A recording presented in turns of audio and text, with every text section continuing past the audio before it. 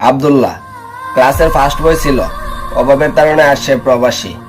কিছুদিন হলো আব্দুল্লাহ চুপচাপ, কারণ প্রতি মাসে 6 থেকে 7 তারিখের মধ্যে স্যালারি আসে, কিন্তু আজ 10 তারিখ, এখনো বেতন আসেনি।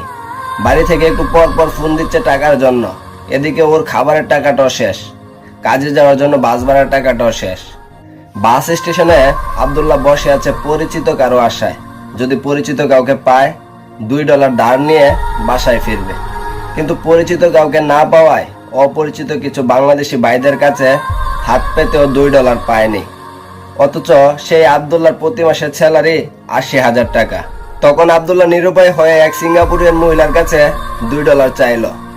ওই মহিলা আব্দুল্লাহর অসহায় চেহারার দিকে তাকিয়ে তাকে $10 দিল। আব্দুল্লাহ টাকাটা হাতে নিয়ে কান্না শুরু করলো।